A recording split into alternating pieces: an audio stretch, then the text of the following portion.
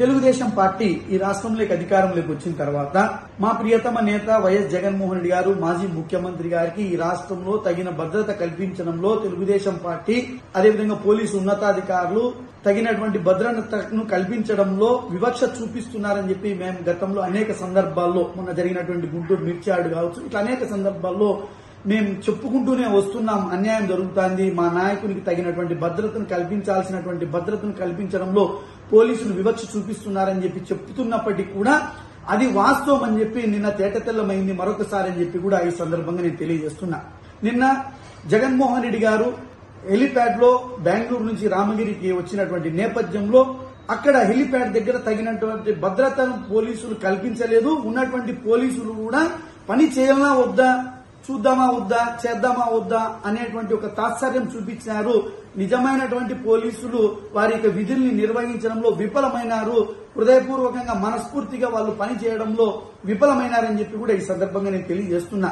నిన్న ఎస్పీ గారు మాట్లాడుతూ మేము పెద్ద ఎత్తున పోలీసు భద్రత కల్పించినామని చెప్పారు. నేను ఈ సందర్భంగా ఎస్పీ గారిని ఒక్కటే అడుగుతున్నా, అమ్మా మీరు భద్రత కల్పించారు, జగన్మోహన్ రెడ్డి గారికి భద్రత కల్పించారా? జగన్మోహన్ రెడ్డి గారిని చూడ్డానికి వచ్చేటువంటి ఆయన అభిమానులను, వైఎస్ఆర్ కాంగ్రెస్ పార్టీ నాయకుల్ని, కార్యకర్తలను ఎక్కడెక్కడ నిలువరించడానికి మీరు పోలీసు యంత్రాంగాన్ని ఉపయోగించారు తప్ప జగన్మోహన్ రెడ్డి గారి హెలిప్యాడ్ దగ్గర ఎంతమంది భద్రతను కల్పించారని చెప్పి ఈ సందర్భంగా నేను అడుగుతా ఉన్నా. కేవలం జగన్మోహన్ రెడ్డి గారు వస్తున్నటువంటి కార్యక్రమాన్ని విఫల యత్నం చేయడానికి పోలీసు యంత్రాంగం సాయశక్తుల పని చేసిందని చెప్పడానికి మా దగ్గర బోల్డ్ ఎంత ఎవిడెన్స్ ఉంది. ఎన్ఎస్ గేట్ దగ్గర, కుంటిమంది దగ్గర, రాప్తాడు దగ్గర, చెన్నై కొత్తపల్లి దగ్గర అడుగున ఎక్కడికక్కడ పోలీసు యంత్రాంగం అంతా కూడా నాయకులందరికీ ఫోన్లు చేయడము, ఎందుకు వెళ్తున్నారు, ఎక్కడికి వెళ్తున్నారు, ఎన్ని వెహికల్ వెళ్తున్నారని చెప్పి నియంత్రించడంలో 24 hours కష్టపడినారు తప్ప జగన్మోహన్ రెడ్డి గారికి భద్రత కల్పించడంలో 100% విఫలమైనారని చెప్పేసి కూడా ఈ సందర్భంగా మేము ఆరోపిస్తున్నాం. మేము ఆరోపించడమే కాదు, ఈరోజు అన్ని ఛానళ్లు, పత్రికలు అన్ని కూడా ఈరోజు కోడే కూస్తా ఉన్నారు. నేను ఈ సందర్భంగా పోలీస్ యంత్రాంగానికి నిజంగానే మీకు చిత్తశుద్ది ఉంటే మీకు ఒక్కటే ప్రశ్న నేను అడుగుతున్నా. ఈ రోజు ఏదైతే మా పార్టీ నాయకుడు కురవలింగమయ్య గారిని చంపినటువంటి దుండగుల ఇంటి వద్ద మీరు 150 మంది పోలీసులను భద్రత కల్పిస్తారు. ఎందుకంటే ఆ దుండగులకు రక్షణ కల్పించాలనేటువంటిది మీ ప్రభుత్వ యొక్క సిద్ధాంతం. కనీసం వారి దుండగుల యొక్క కుటుంబానికి 150 మంది పోలీసులు రక్షణ కల్పిస్తే మా నాయకుడు, ఈ రాష్ట్ర మాజీ ముఖ్యమంత్రి, ఈ రోజు ఈ రాష్ట్రంలో ప్రతిపక్ష నాయకుడైనటువంటి వైఎస్ జగన్మోహన్ రెడ్డి గారి హెలిప్యాడ్ దగ్గర కనీసం 56 మంది కూడా పోలీసులను పెట్టలేకపోయినారే. అంటే ఈ రోజు దుండగులు, ఈ రోజు మారదకాండ సృష్టించే వాళ్ళ పట్ల ఉన్నటువంటి ప్రేమ, అభిమానం ఈ రాష్ట్ర ప్రభుత్వానికి కావచ్చు, తెలుగుదేశం పోలీస్ యంత్రాంగానికి కావచ్చు, వాళ్ళ మీద ఉన్నటువంటి ప్రేమ ఈ రోజు వైఎస్ఆర్ కాంగ్రెస్ పార్టీ నాయకుల మీద వారికి భద్రత కల్పించడానికి చట్టపరంగా లోబడి ఎంతైతే సెక్యూరిటీని కల్పించాలనో ఆ చట్టానికి లోబడి కల్పించాల్సినటువంటి సెక్యూరిటీని కూడా కల్పించడంలో మీరెందుకు వివక్ష చూపిస్తున్నారని చెప్పి ఈ రోజు ఈ రాష్ట్రంలో ఉన్నటువంటి పోలీసు ఉన్నతాధికారులకు కావచ్చు, మా జిల్లా ఎస్పీ గారికి కావచ్చు ఈ సందర్భంగా నేను ప్రశ్నిస్తా ఉన్నాం.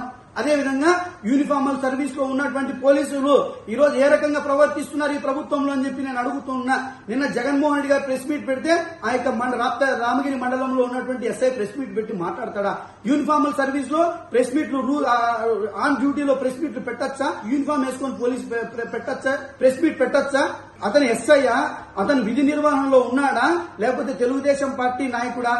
మా జగన్మోహన్ రెడ్డి గారు రెడ్ బుక్ రాజ్యాంగ అమలు చేసేటువంటి పోలీసుల పట్ల మేము మా ప్రభుత్వం కఠిన వైఖరి ఉంటుంది అని చెప్పాడు. దీంట్లో అనుమానమే లేదు. వచ్చేటువంటి జగన్మోహన్ రెడ్డి గారి ప్రభుత్వంలో ఖచ్చితంగా రెడ్ బుక్ రాజ్యాంగాన్ని, గౌరవ డాక్టర్ బిఆర్ అంబేద్కర్ రచించినటువంటి రాజ్యాంగాన్ని తుంగలేకి తొక్కి ఈరోజు లోకేష్ గారు రచించినటువంటి రాజ్యాంగం ఏదైతే రెడ్ బుక్ అని చెప్పుకుంటున్నారో ఆ రెడ్ బుక్ కు 100 మాదిగల్లాగా పనిచేసేటువంటి ఆ బుక్ లో ఉన్నటువంటి ఆ బుక్ అమలు పరిచేటువంటి పోలీస్ యంత్రాంగం పట్ల ఎందుకు భవిష్యత్తులో జగన్మోహన్ రెడ్డి గారు కఠిన వైఖరి అవలంబించకూడదని చెప్పి కూడా ఈ సందర్భంగా నేను అడుగుతా ఉన్నా.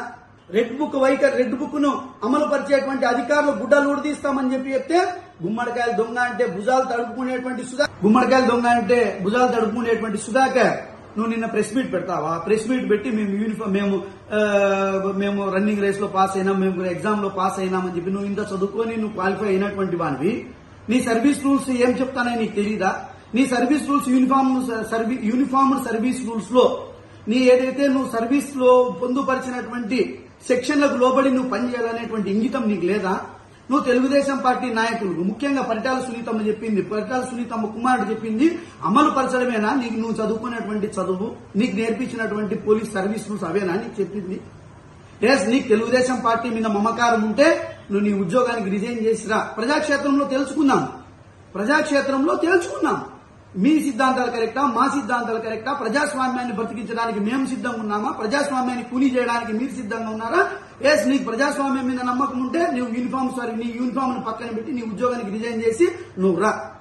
ఈరోజు ప్రజాక్షేత్రంలో ప్రజలందరూ కూడా గమనిస్తా ఉన్నారు. ఈరోజు మా ఎంపీటీసీలను మా ఎంపీటీసీని ప్రలోభ పెట్టేలాగా నువ్వు నీ కుతంత్రాలని ఒడ్డుతున్నావు అని చెప్పి మా తోపుదుర్తి ప్రకాష్ రెడ్డి గారు నంబర్ ఆఫ్ టైమ్స్ చెప్పాడు. ఆయన చెప్పింది నువ్వు తూచా తప్పకుండా అమలు పరుస్తున్నావు. ఎవరైతే సునీతమ్మ చెప్పిందో వాటన్నింటినీ కూడా తూచా తప్పకుండా అమలు పరిచేటువంటి పద్ధతిలో నీ చేసేటువంటి పద్ధతి కరెక్ట్ కాదు.